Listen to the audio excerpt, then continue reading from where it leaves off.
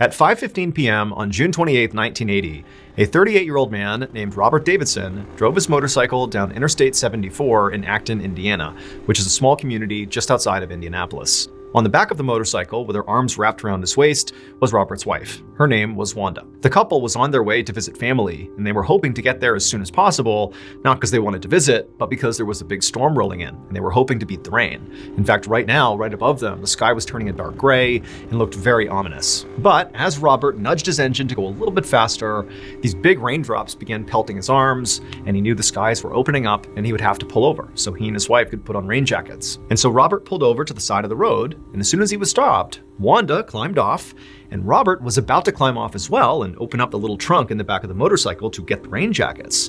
But before he did that, there was this sudden flash of light, and then Robert felt pain all throughout his body, his muscles went totally rigid, and then he crumpled off his bike onto the ground, and everything went black. Less than 5 minutes later, an ambulance arrived on the scene, and several first responders jumped out, including a woman named Kimberly Cobb. Now, Kimberly had been briefed up on this situation. A man and his wife had pulled over on the side of Interstate 74, and the man had been struck by lightning. And so as she ran up to the couple, she could see Robert was on the ground. He was not moving. His skin was waxy and gray, and his wife was sort of in shock, and she was standing next to him, just kind of sobbing uncontrollably. And Kimberly, she jumped into action. She jumped down next to Robert, and she felt for a pulse, but he didn't have one. At this point, Kimberly knew she maybe had a couple of minutes here to basically revive Robert, or he was doomed. And so Kimberly, she worked immediately on stabilizing Robert's spine, while one of her team members, one of the other first responders, jumped in and began doing CPR. And then a third first responder hopped on the ambulance radio and called in an emergency medical helicopter to get here and fly Robert to a hospital as soon as possible. They quickly got a response from the helicopter crew saying they were en route, but before the crew or any of the first responders could communicate any further over the radio, suddenly, out of nowhere, their ambulance just completely shut down, like completely shut off. The lights, the sirens, the engine, everything went completely silent. And this was a huge problem because some of the medical equipment that they needed to keep Robert alive until the helicopter got here required the ambulance to be on to use it. And so with the ambulance off, it was useless. But in addition to just what a problem this was, this also was like really confusing to Kimberly and the other first responders.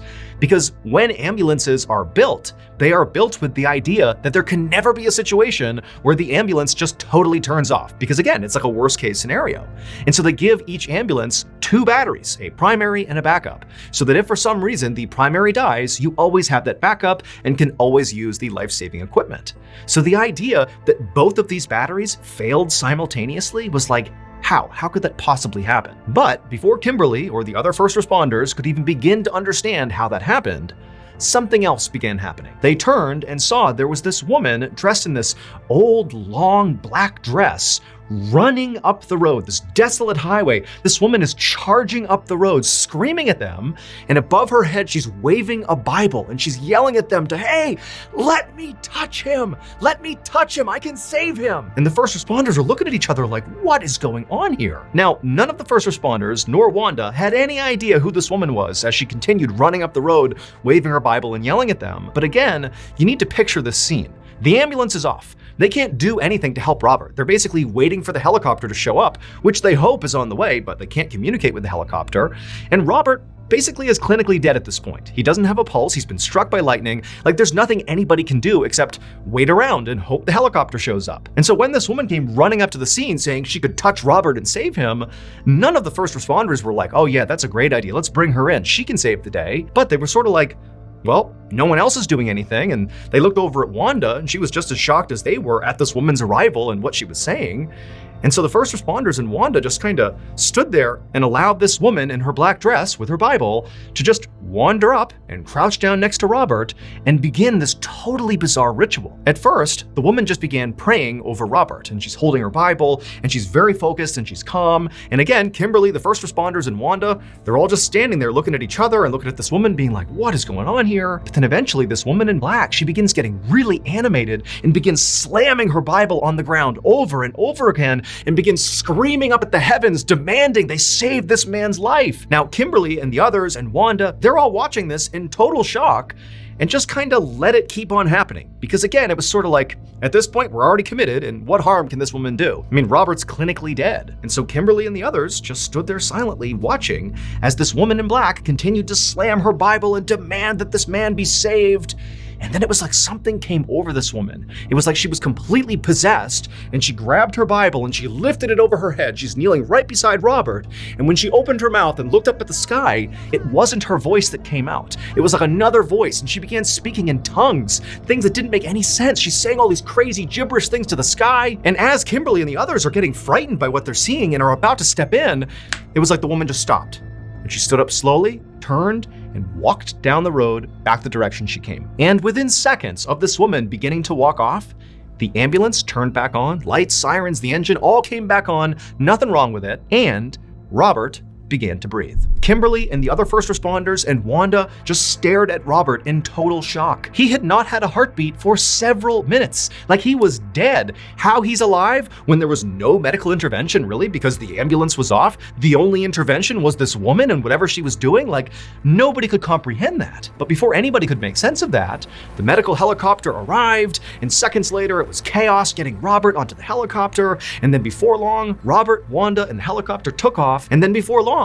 Kimberly and the other first responders were just left there in the first moment of silence they had had for several minutes, just standing on the side of Interstate 74 thinking, what just happened? Now, none of the first responders wanted to admit to this, but they were all thinking the same thing. That woman in black had to have done something that, brought Robert back to life. I mean, there really was no other explanation. However, when the first responders just all kind of looked in the direction where this woman had turned and walked off just a couple of minutes earlier, she was gone. Now keep in mind where she had come from, where she had run up the road from. It was just one big open road with really no obstructions, and then off to the side of the road was this huge open field.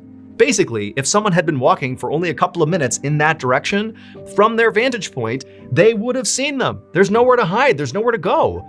But she was gone. However, Kimberly and the other first responders would quickly learn that this particular stretch of highway, in fact, more specifically, the field off the side of this highway, had great significance to this whole story. That big field that lined Interstate 74, where effectively the woman in black had disappeared to, used to be the home of a place called the Akin campground, which was a Methodist community in the 1800s. The members of this community were known for their really loud prayer style and also for speaking in tongues. Now, unfortunately, this community actually burned to the ground in 1864. Afterwards, they rebuilt, but then in 1905, disaster struck again, and it burned to the ground again. And this time they did not rebuild. Instead, the community was leveled to the ground, was sold off, and then eventually was just abandoned and became a big empty field. After the story of Robert's miraculous recovery began to spread, some people began to think that the woman in black might have been a ghost of one of these Acton residents from the 1800s who basically was drawn out to save Robert's life. Also, her intense prayers and speaking in tongues, along with the woman disappearing back into the field where the Acton campground had been, certainly seemed to cement the idea that this theory could actually be true. However, since that day in 1980, no one has seen the woman in black again.